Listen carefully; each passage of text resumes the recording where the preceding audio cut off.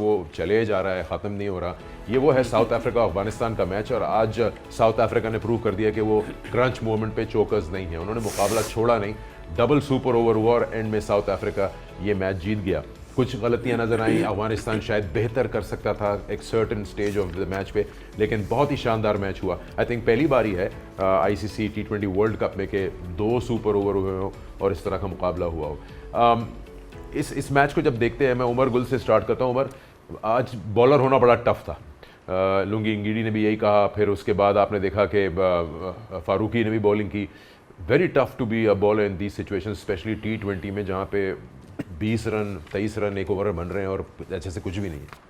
नहीं, बिल्कुल टफ था बॉलर्स के लिए, और स्पेशली विकेट आप इससे अंदाज़ा लगाए कि 2 पावर प्ले के बावजूद भी पहले इनिंग्स में जितना रन हुआ, फिर 2 पावर प्ले में जिस तरह हुआ रन हुए, तो इट्स मीन्स के ट्रू पिच था बैट्समैनों के लिए। और बड़ा ये सुपर ओवर है। आई थिंक यहाँ पे जिस तरह वो खेले Omarzai one of the best उनका ऑलराउंडर इमर्ज हो रहा है। और जो सबसे इम्पोर्टेंट चीज़ है कि जो पॉजिटिव थे इस मैच से अफगानिस्तान के लिए, ऑल्दो वो अच्छा मुकाबला करके हारे, लेकिन एटलीस्ट उनको एक बिलीव आई एम श्योर मिली होगी कि आप सिर्फ पहले बैटिंग करके नहीं जीत सकते, आप सेकंड बैटिंग में भी आपके पास चांसेस है अगर आप अपने ऊपर बिलीव करें, अपने स्किल्स को बैक करें।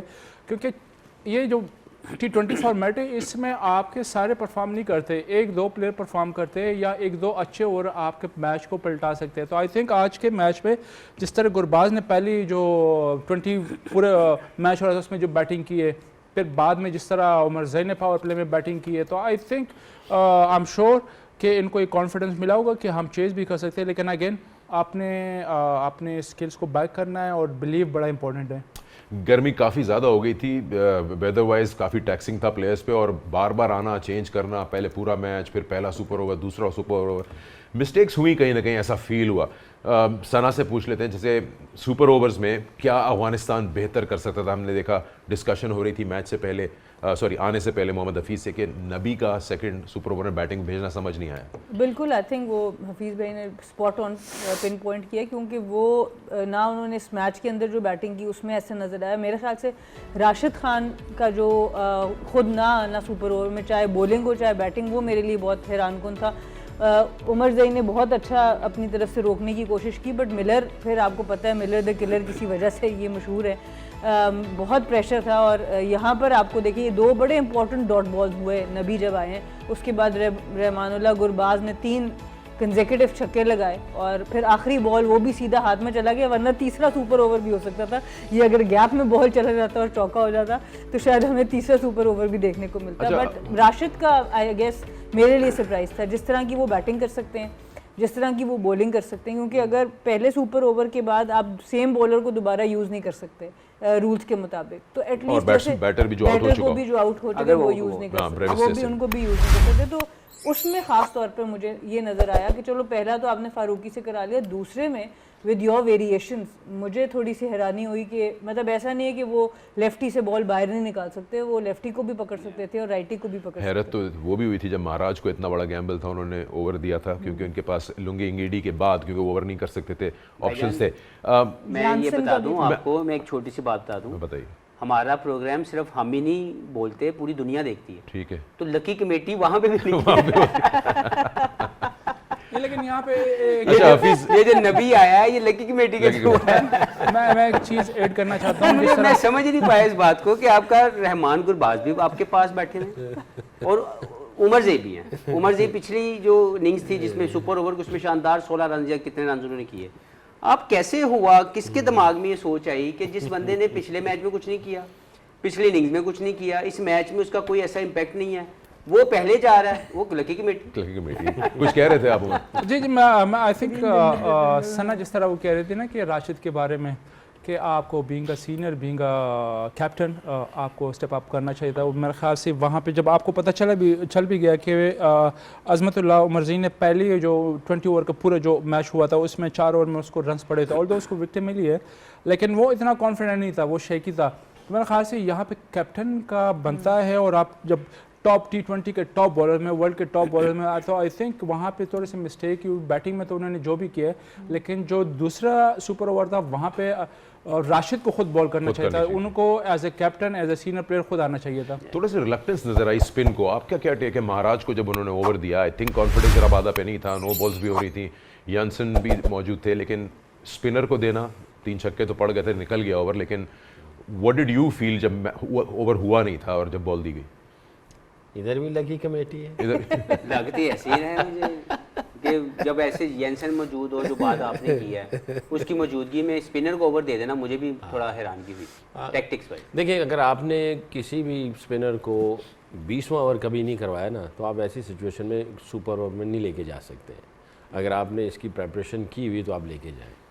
अगर उन्होंने लकी कमेटी की है तो फिर तो लकी फिर कमेटी एक दूसरी क्या चीज होती है कि अगर टर्न नजर आ रहा हो ना हमें कि यार यहाँ पे स्क्वायर टर्नर है, फिर लाना चलो समझ में आता है, लेकिन यहाँ पे तो हमने इस पूरे मैच में जो भी स्पिनर था उसको मार ही पड़ी है। नहीं, इसने 4 ओवरों में 27 रन दिए, थोड़ा ठीक था ये। वैसे तो ये इनका बड़ा शातिर किस्म का बॉलर है, इसको कंट्रोल बड़ा अच्छा है, क्योंकि ये जिसकी वजह से मशहूर है, टेस्ट क्रिकेट में बड़ा कंट्रोल के साथ बॉलिंग करता है, वनडे का बड़ा अच्छा बॉलर है, T20 में भी अपना काम कर जाता है। बट अगेन अगर इसने 20वां ओवर नहीं किया हुआ और टर्निंग ट्रैक नहीं है तो मेरा ख्याल है ये लकी कमेटी है। सकी भाई मेरे ख्याल से जो मैंने सुना है सोशल मीडिया पे, इसने खुद डिमांड किया कोच के पास जाके कि मुझे कराने दे। अच्छा जी। बट आई थिंक अगर देखिए अगर उसने खुद डिमांड किया, चले अच्छी बात है, उसके अंदर कॉन्फिडेंस था, बट मैं ये समझता हूँ ऐसी सिचुएशन में आपके जो मेन स्ट्राइकर हैं, मेन बॉलर हैं, उनको करना चाहिए था। मैं आता हूँ, वसीम भाई हैं फर्स्ट के, सपोज वक़ार भाई है, ऐसी सिचुएशन में वो तो मेरा नहीं ख्याल कि किसी और को आने जाने दें। आप एज बॉलिंग कोच देते स्पिनर को ओवर?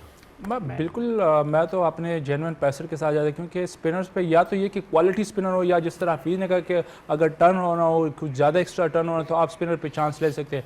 अदरवाइज़ मैं तो अपने प्रीमियम बॉलर को देता, क्योंकि एटलीस्ट आपके पास एक ऑप्शन है, बॉल पुराने हैं, वही बॉल रिपीट हो रहे थे, तो एटलीस्ट आपके पास जेन्युइन एक रिवर्स स्विंग का चांस है। स्पिनर को एनी टाइम, जिस तरह Gurbaz 2 ball, even 2 ball miss भी हो गए पहले 2 बॉल गुरबाज ने, फिर भी आप स्पिनर पे आप एनी टाइम आप हिट मार सकते हो। तो आई थिंक अब जो भी उनका डिमांड था, या लेकिन कैप्टन को और कोच को ये डिसीजन लेना चाहिए था कि आपने प्रीमियम बॉलर से कराया।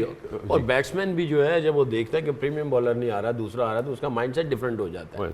और इसी तरह राशिद तो T20 में नंबर 1 रहा है, उसको तो इस तरह की चीज़ आनी नहीं चाहिए थी, उसको खुद आ जाना चाहिए था। हमने भी जिम्बाब्वे के खिलाफ ऐसे किया था, बाबर ने 100 किए थे और उस पर सुपर ओवर में बैटिंग ही नहीं की, ऐसा हुआ। तो बस वो हर जगह होता होगा। एक क्विक आंसर आपसे लेता हूँ, ऐसी जीत डबल सुपर ओवर, ऐसी हार आपको स्काई रॉकेट करती कॉन्फिडेंस को, या बहुत हेवीली डेंट करती है? आपके ख्याल में अफगानिस्तान के इस वक्त mental status as a team क्या होगा, इतनी मेहनत के बाद भी आपको 2 पॉइंट नहीं मिले? देखिए अफगानिस्तान ऑब्वियसली उनके लिए डिसअपॉइंटमेंट ज़रूर होगी, क्योंकि अब ऑलमोस्ट वो वर्ल्ड कप से बाहर हो गए हैं। न्यूजीलैंड भी अपना 2 पॉइंट्स उनके पास हैं, साउथ अफ्रीका के पास भी पॉइंट्स आ गए हैं, 4 पॉइंट्स आ गए हैं। तो अब वो मेरा नहीं ख्याल कि इस रेस में मज़ीद रह सकते हैं, तो डिसअपॉइंटमेंट बहुत ज़्यादा होगी। दूसरी तरफ साउथ अफ्रीका के लिए बहुत आउटस्टैंडिंग है, क्योंकि टेस्ट चैम्पियनशिप तो उन्होंने उठा ली ट्रॉफी, बट लिमिटेड ओवर्स की ट्रॉफी अभी उनके लिए उठानी बाकी है, और जो टैग उन पे चोकर्स का लगा हुआ है वो उसके लिए ये चीज़ ज़रूरी है। ठीक है उनसे गलतियाँ हुई हैं, but they were able to come back. Fielding के थ्रू भी वो वापस आए गेम में, बॉलिंग के थ्रू भी वापस आए, बैटिंग के थ्रू भी वापस आए। तो ये I think in the longer run south Africa को फ़ायदा दे सकता है काफ़ी ज़्यादा। ठीक है, कुछ इंडिविजुअल परफॉर्मेंसेस की बात करेंगे ब्रेक के बाद। जैसे गुरबाज ने आज शानदार बैटिंग की, एक्चुअल जो 20 ओवर्स का जो मैच था। और ये भी बता दें कि अफगानिस्तान बाहर नहीं है, चांस है उनके पास, एंड अब तो कोच और कैप्टन का काम होगा किस तरह से टीम को वापस उठाएं और ग्राउंड में लेके आएँ, तो अपने बाकी बचे दोनों मैचेस जीतें। बहुत सारी बातें करेंगे, देखते रहिए गेम ऑन है ऑन PTV स्पोर्ट्स।